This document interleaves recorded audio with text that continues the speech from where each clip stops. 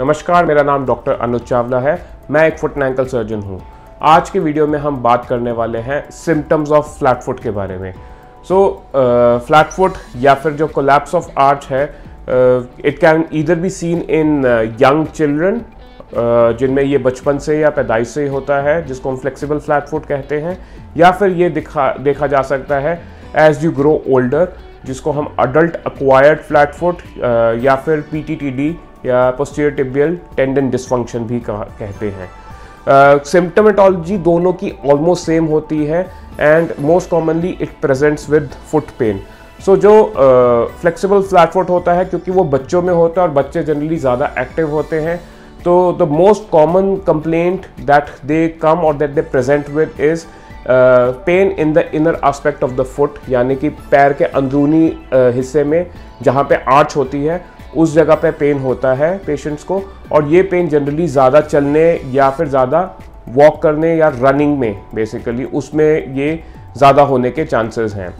तो apart from pen in the inner aspect, कई बारी जब फुट ज़्यादा डिफॉर्म हो जाता है तो उन पेशेंट्स में outer aspect of the foot में, जहाँ पे हड्डियाँ जो है आपस में रगड़ खाने लग जाती है, तो कई बारी आउटसाइड ऑफ द फुट में भी हो सकता है, जिस एरिया को हम साइनस टार्साई कहते हैं, तो वहाँ पे भी कई बारी पेन हो सकता है। इसके अलावा जनरली फ्लैट फुट वाले पेशेंट्स में काफ टाइटनेस होती है, तो काफ मसल्स में भी पेन हो सकता है और इनमें प्लांटर फेशियाइटिस का चांस ज़्यादा होता है, तो बहुत बारी इनको एडी में या हील में भी पेन हो सकता है। Flat foot not just in the hind foot, जब हम 4 फुट में बात करें अंगूठे में, तो फिर इनको कई बारी अंगूठे में टेढ़ापन या डिफॉर्मिटी दिखती है और उसकी वजह से भी इनको सिम्टम्स आ सकते हैं। इस डिफॉर्मिटी को हम जनरली बनियन कहते हैं। इसके अलावा फ्लैट फुट सिर्फ पैर में ही नहीं, इसका दर्द जो है ऊपर की तरफ भी आ सकता है। They can present either with pain in the leg bone या शिन, जिसको हम शिन स्प्लिंट्स कहते हैं, और malalignment in the heel and in the foot can lead to malalignment in the knees as well. Patients को कई बारी नी में भी पेन हो सकता है। Similarly, pain can happen in the hip, pain can happen in the back and all the way up to the neck and shoulders. ये एक सबसे कॉमन कंप्लेंट होती है पेशेंट्स की पेन की। दूसरी चीज़ होती है अपीयरेंस वाइज या डिफॉर्मिटी में। डिफॉर्मिटी में जनरली पेशेंट्स जब कंप्लेन करते हैं तो सबसे पहली चीज़ तो होती है कोलैप्स ऑफ आर्च, यानी कि आर्च जो है उनकी कम हो गई है। दूसरी चीज़ होती है हील वैल्गस, यानी कि जो एडी है वो बाहर की तरफ शिफ्ट हो गई है और उसकी वजह से, सिर्फ एडी शिफ्ट होने की वजह से जो है उनको ऐसा लगता है कि उनका inner aspect of the ankle जो है वो ज़्यादा प्रोमिनेंट लगता है, तो उनको वो ज़्यादा डिसफिगरिंग लगता है। तीसरी चीज़ 4 फुट एबडक्शन करके एक डिफॉर्मिटी होती है, जिसकी वजह से पेशेंट्स को ऐसा लगता है या पेशेंट के पेरेंट्स को ऐसा लगता है कि उनका पैर जो है बच्चे का वो हमेशा बाहर की तरफ रखता है, और हम उसको कितनी बारी भी सीधा करने को बोले वो सीधा नहीं करता, वो हमेशा जब भी बेध्यानी में होता है पैर को वो हमेशा बाहर की तरफ करता है, and this is a deformity. इसके अलावा आगे जाएं तो फिर अंगूठे में, जैसा मैंने बताया कि बनियन डेवलप कर सकता है, बनियन की डिफॉर्मिटी इन पेशेंट्स में कॉमन होती है। When we come up to the knee, तो नी में जीनू वैल्गम होता है, जिसका मतलब है कि जो लेग्स हैं वो बाहर की तरफ आती है और नी आपस में रगड़ खाते हैं। तो फ्लैट फुट वाले बच्चे बहुत बारी ये भी कंप्लेन करते हैं कि उनको नॉक नीज की परेशानी है, जिसका मतलब है कि वो जब भी वो भाग रहे होते हैं या चल रहे होते हैं, उनको ऐसा लगता है कि उनकी दोनों नीज आपस में रगड़ खा रही है। फिर बात करते हैं जूते पहनने में प्रॉब्लम आती है कई बारी पेशेंट्स को कि उनको जूता पहना नहीं जाता, क्योंकि उनका फुट जो है वो थोड़ा सा डिफॉर्म्ड है, either because of the heel valgus और 4 फुट एबडक्शन।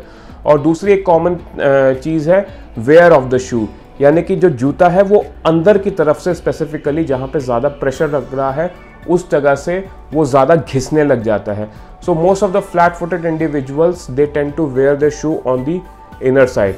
जब पेशेंट्स चलते हैं तो उनका हमेशा जब भी पैर रखते हैं वो पैर बाहर की तरफ जाता है। इस चीज़ को बहुत बारी हम इसको कहते हैं over pronation. Generally flat footed individuals are over प्रोनेटर्स।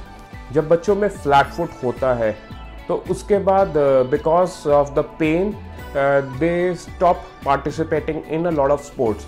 और ये मैंने बहुत बारी देखा है कि जब पेशेंट्स के जो पेरेंट्स होते हैं उनकी एक एक्सपेक्टेशन होती है कि ये बच्चा फिज़िकली एक्टिव रहे, बट वो फिज़िकली एक्टिव नहीं रहता और उनको कई बारी लेबल किया जाता है कि ये बच्चा कामचोर है, इसको बाहर जाके खेलने में मज़ा नहीं आता या मन नहीं लगता, और हम इनको हमेशा इस बात के लिए डांटते हैं।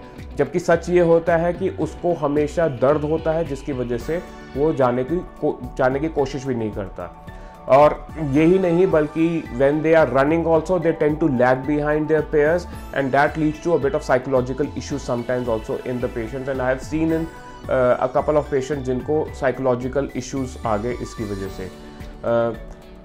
Not just this, weight gain because of the lack of activity is also very common, and then it creates a vicious cycle जिसमें वज़न ज़्यादा होता है और जो है उससे आर्च पे प्रेशर ज़्यादा पड़ता है और फ्लैट फुट और ज़्यादा बढ़ता है, एंड देन फ्लैट फुट ज़्यादा बढ़ने की वजह से जो है एक्टिविटी कम होती है जिसकी वजह से वज़न और ज़्यादा बढ़ता है। So then it creates vicious cycle and the deformity keeps on getting worse. सो ये सब कुछ होने के अलावा जब फ्लैट फुट जब बड़े लोगों में या एल्डरलीज में होता है तो उसमें generally most common symptoms is pain and swelling in the inner aspect of the ankle, and apart from that most of the other symptoms can still happen, जैसे wear of the shoe on the inner side, pain in the outer side of the ankle, और धीरे धीरे करके इन patient में जब arthritis हो जाता है तो इन पेशेंट्स में स्टिफनेस भी हो सकती है। अगर आपको ऐसा लगता है कि आपको भी फ्लैट फुट है तो ज़रूर कंसल्ट करिए। Thank you very much.